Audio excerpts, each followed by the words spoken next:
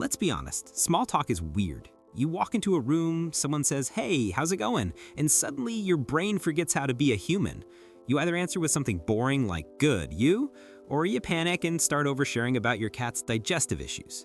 We all know small talk matters. It's the doorway to friendships, jobs, opportunities. But most of us treat it like a root canal. What if I told you small talk doesn't have to feel fake, forced, or painful? In fact, once you learn a few simple switches, you can turn those awkward moments into natural, effortless conversations that actually make people like talking to you. Most people think small talk is supposed to be easy. It feels anything but. Why? Because the second you're face to face with someone, your brain turns it into a performance. You start overthinking. Do I sound smart? Do they think I'm boring? Am I saying the right thing? Suddenly, you're not even in the conversation. You're stuck in your own head. The real problem? We treat small talk like an exam we can fail instead of what it actually is, a bridge. It's not about delivering the perfect line, it's about creating a connection.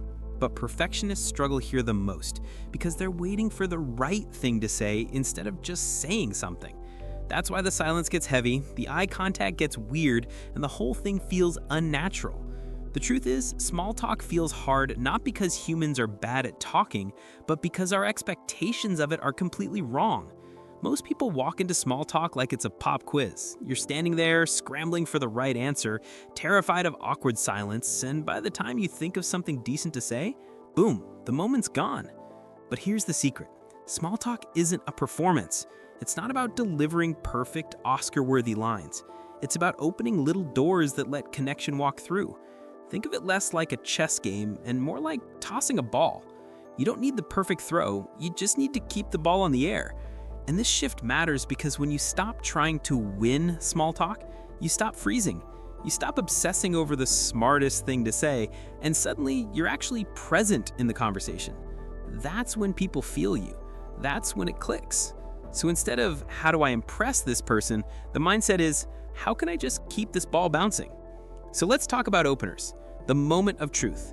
This is where most people panic, overthink, and then default to the robotic, "So, what do you do?" That's why small talk feels shallow. But the truth is, a good opener isn't about being clever. It's about being human. Here's the trick. Don't start with an interview question, start with an observation. Something in the environment, something you both see, something real. Like, this room feels colder than a freezer, right? Or, okay, tell me I'm not the only one addicted to these free snacks. Instantly, you've created a shared moment, and people remember how you made them feel, not what exact words you said. An opener that sparks a laugh or a nod sets the tone for the entire conversation. You're not aiming for smooth operator, you're aiming for connection. Think of openers as door handles. You don't need a fancy gold handle, you just need one that opens the door. Once the door's open, the real conversation begins. Here's the part nobody talks about. Most conversations don't die because of silence, they die because of energy traps.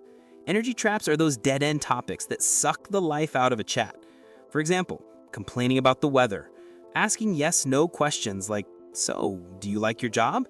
Or diving into something negative right away, like politics or how much you hate Mondays. These traps kill momentum because they either shut people down or spiral into low-energy zones. Instead, your goal is to feed the energy, not drain it.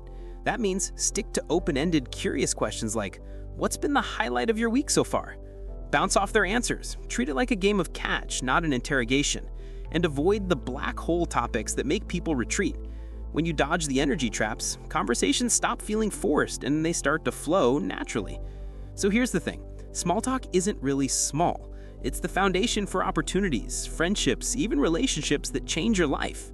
Mastering it doesn't mean you become a slick talker, it means you learn how to connect naturally with anyone.